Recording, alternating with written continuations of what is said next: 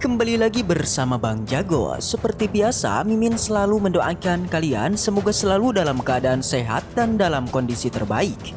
Di video kali ini Mimin akan menceritakan sebuah donghua series dari Martial Master.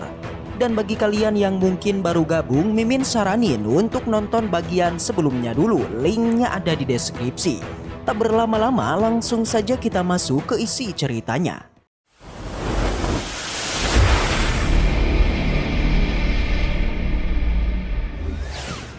Cerita dilanjutkan yang kini memperlihatkan seseorang yang bernama Tuan Su. Sontak Tuan Muda Peng yang melihatnya tanpa basa-basi lagi, ia pun langsung menceritakan semua permasalahannya. Termasuk tentang Nona Yusu atau wanita yang bersama dengan musuhnya. Yang sudah jelas karena keserakahan dari Tuan Muda Su, ia pun sangat tertarik dengan Nona Yusu.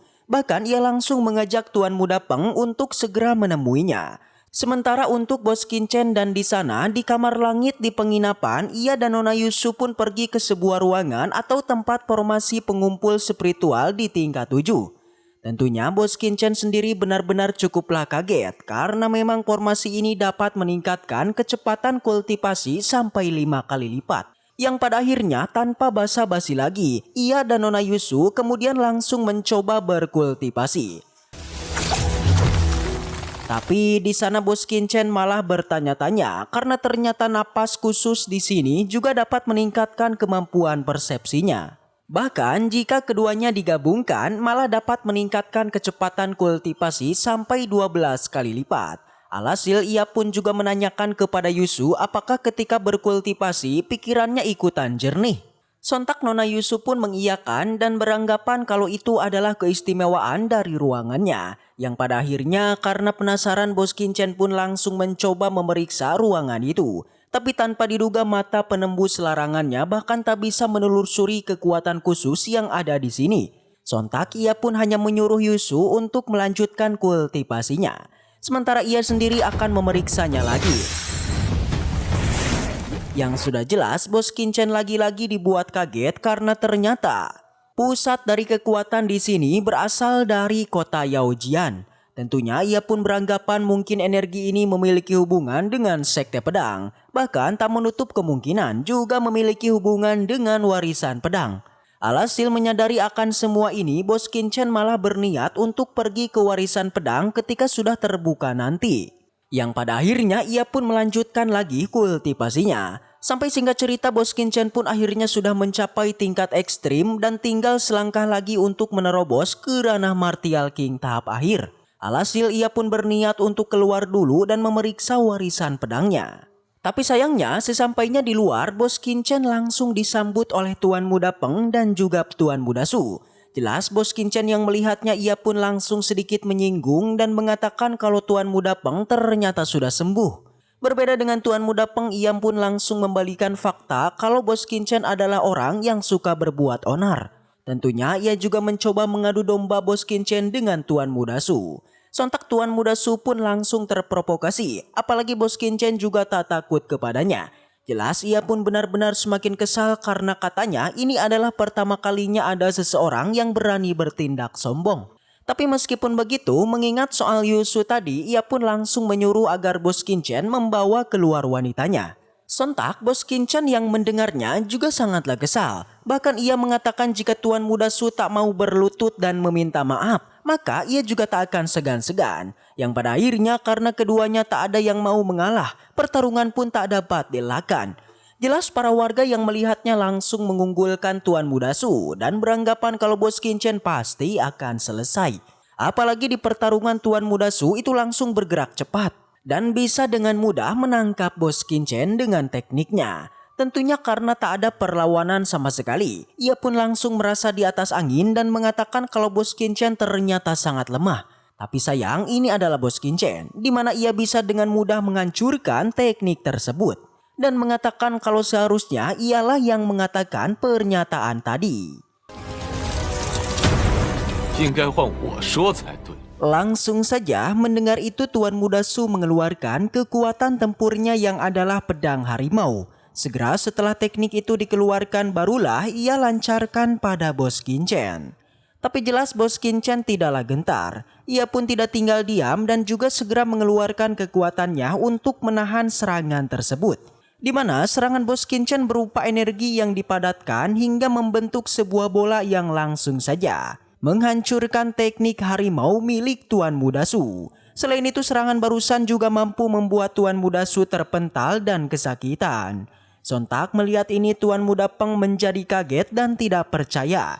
Di mana pada saat ini Tuan Muda Su telah kalah oleh bos kita dan sudah tidak bisa berkutik lagi. Di sini Bos Qinchan kemudian mendekatinya hingga menginjaknya serta mengatakan jika kesombongan Tuan Muda Su sebenarnya tidak berbanding dengan kekuatannya yang lemah. Di sanalah kembali bos kita pun memperlakukan musuhnya seperti pada saat kemarin kepada Tuan Muda Peng, yaitu memasukkan kristal ke dalam mulutnya hingga terus menaboknya. Jelas kejadian ini begitu langka, bahkan semua warga yang melihatnya mereka seperti tidak menyangka jika kedua tuan muda sebenarnya diperlakukan seperti ini oleh Bos Qinchan. Barulah setelah menyiksa Tuan Muda Su, Bos Qinchan kemudian melirik Tuan Muda Peng dan mencekiknya hingga mengatakan jika penyiksaan terhadapnya di saat lalu sebenarnya belumlah memuaskannya. Jadinya karena seperti itu bos kita pun kembali menyiksanya dan terus menaboknya. Semua warga terus menggosipinya, bahkan mereka langsung mengatakan jika kedua tuan muda ini penampilannya sudah berubah menjadi sangatlah rusak. Setelah menyiksanya, Bos Qinchan pun bilang kalau dia kali ini akan mengampuninya. Tapi jika di masa depan mereka terus mengganggunya, maka bos kita akan membantainya. Tentu keduanya yang ketakutan segera mereka pun pergi dari tempat ini. Scene kemudian berpindah di luar aula Sekte Pedang. Terlihat Bos Qinchan juga ada di sana. Tentu kedatangannya ini dia ingin melacak dan mencari tahu sumber energi di tempat ini. Tapi di perjalanan dia bertemu dengan Wu Dao yang langsung menyapanya. Si Wu Dao tak menyangka jika Bos Qinchan juga akhirnya datang dan tertarik dengan menara Sekte Pedang. Yang sudah jelas si Wu Dao sudah mengira kalau Bos Qinchan pasti akan datang untuk mendapatkan warisan Sekte Pedangnya. Meskipun untuk mendapatkannya dibutuhkan usaha keras hingga diharuskan melewati ujian yang cukup sulit. Di mana seperti diketahui semua orang yang ingin mendapatkan warisan Sekte Pedang diharuskan memasuki tanah warisan yang sebentar lagi akan dibuka. Tapi Wu Dao percaya dengan kekuatan Bos Qinchan yang sangat kuat. Dia pun yakin Bos Qinchan pasti akan mendapatkan warisannya. Tak lama dari itu datanglah seseorang yang menanyakan Wu Dao mengenai Bos Qinchan ini. Sontak dia yang pertama kali melihat Qinchan jelas menjadi kaget. Karena Bos Qinchan yang begitu muda ternyata sudah memiliki aura dan kekuatan yang sangat luar biasa. Wu Dao mengatakan kalau ini adalah Bos Qinchan, seorang praktisi yang pernah ia ceritakan sebelumnya. Jadi pria ini adalah Ye Wuming, murid terkuat dari Sekte Pedang. Namun si Wuming seperti tidak menyukai Bos Qinchan, di mana dia bilang sikap Bos Qinchan yang telah menyanjung penegak hukum jelas tidak bisa disebut sebagai pahlawan seperti yang dikatakan Wu Dao. Dia tidak setuju kalau Bos Qinchan disebut sebagai pahlawan. Jelas si Wu Dao yang mendengarnya dia kemudian sedikit khawatir dan langsung bilang jika seniornya ini mempunyai sifat pemarah jadi Bos Qinchan bisa mentolelirnya. Tentu perkataan itu langsung dibalikan Qinchan membuat Wuming pun sedikit kaget dan tak sengaja mengeluarkan auranya. Oke, karena seperti itu Bos Qinchan pun memutuskan untuk segera pergi. Tapi sebelum pergi, Wu Dao kembali mengingatkan kepada Qinchan agar berhati-hati. Karena ayah dari Shen Bing yaitu Pu Yingje sudah berada di Sekte Pedang. Yang kemungkinan saja keluarga Pu akan mencarinya karena kemarin Bos Qinchan sudah menyinggung Pu Shen Bing. Tapi jelas Bos Qinchan tidaklah takut, yang bahkan ia bilang jika sudah datang maka biarkanlah menemuinya. Sontak saja Wuming sedikit kagum dengan keberanian Bos Qinchan, yang bahkan ia sedikit memujinya dan tertarik kepadanya. Mari beralih ke kediaman kedua tuan muda tadi. Di sana Tuan Muda Su langsung menabok Tuan Muda Peng. Dia tidak terima karena dirinya telah dipermalukan oleh Bos Qinchan. Dia menyalahkan Tuan Muda Peng karena musuh yang dilawannya sebenarnya sangatlah kuat. Meski begitu Tuan Muda Su tidak akan pernah melupakannya dan akan membalasnya. Alhasil ia pun berencana untuk meminta bantuan Han Pei yang merupakan calon pemimpin Sekte Pedang. Di mana jika Han Pei mau membantunya, maka sudah jelas mereka bilang Bos Qinchan sudah pasti tamat.